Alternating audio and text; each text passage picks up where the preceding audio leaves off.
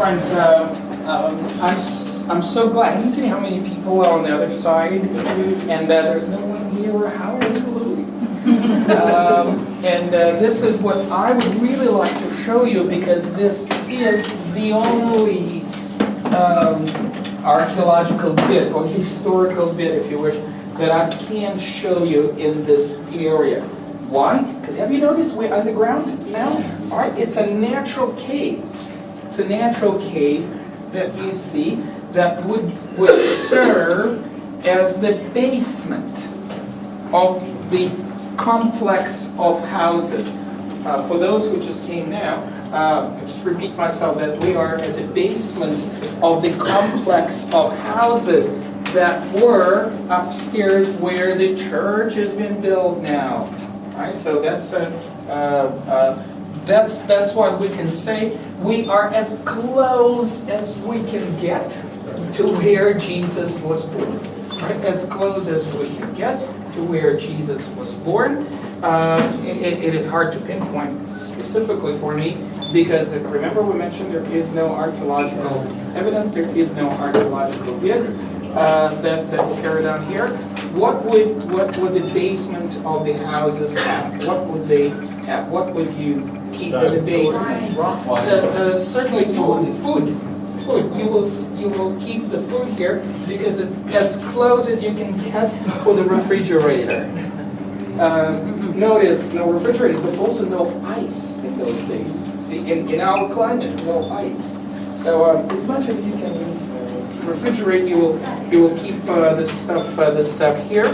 But also when it's windy and it can be cold, it can also snow a little bit. Bethlehem is a tiny little bit higher than Jerusalem. Remember we were at the Mount of Olives. Yes, the Mount of Olives is about 800 feet above the sea level. 800 meters, 2,400 feet above the sea level. אתה רוצה שם ואני פה יסתיים עוד איזה 5 דקות ויצא, איך שאתה רוצה. אין שם אף אחד בפנים. יש מקום, אני אתקדם. אוקיי. זה chamber empty. Okay, let's go inside. In the large room to the right.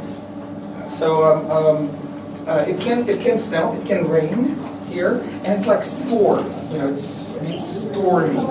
It's a bit stormy here. So in this case, to the basement, you will take maybe little lambs that are being born, or animals that are a bit weak, maybe, and things like that. So you'll keep them. And most likely, this is where you will give some privacy. If you have a relative who came to Judea, remember it was the occasion of Mary and Joseph coming to Bethlehem? What's the case? The census. Right, Roman census, so you must. Right? And Mary happened to be pregnant at this time and about to give birth. So sometimes it's translated, remember that there was no room in the inn, but that would not be a correct translation, a dining room or guest room.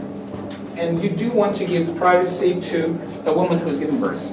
So for that reason, she will be given some areas. You know, they will clean it a bit and put some hay here and there a little bit. But if you have in your mind the church bells and lots of snow and Christmas carols around it, that would not be the case. That would not be the case. Most likely no snow, but stormy weather can be rainy, stormy weather. And to give some privacy to a young woman who's giving birth, that's you will try to arrange here. So again, this is as close as we can get to where Jesus was born. And I would like to stress one thing, one word: humbleness. It's humble. It's very simple. It's inexpensive. It's regular people, regular folks. That's how they live. Again, unfortunately, if I had a power, I wouldn't build a church over it. I would build something like, preserve a house or something like that. But it's not in my power, so I can't do that. And this big line of people, are standing on the other side of the cave. There is other side, which is marked by the Greek church today. That's where they believe. Jesus was born. But it's all covered with the icons and you know, pictures and all that kind of stuff. You don't see anything there. This is much more authentic. This is much nicer. And that's why I'm glad that we had a chance to come here and experience a little bit of ancient Bethlehem, at least a little tiny bit, at least as much as we can. And you cannot imagine how blessed we are to have this little spot, because you notice immediately all the people started to come in, etc. Because of various traditions. We'll talk about them later as soon as we get out of here. I'll tell you more about what the traditions are and whatnot. But right now, to give you a little bit of a feeling of the underground basements of the houses that were above. Houses you had a chance to see in Nazareth Village. Remember Nazareth Village? You had a chance to see a few houses. Very simple, very humble. And now you can see a complex of underground caves because there were more than one house. There was more than one house. It was a conglomerate of houses that belonged to the extended families. And they would share underground space. Okay, friends, we are going back the same way we came, outside the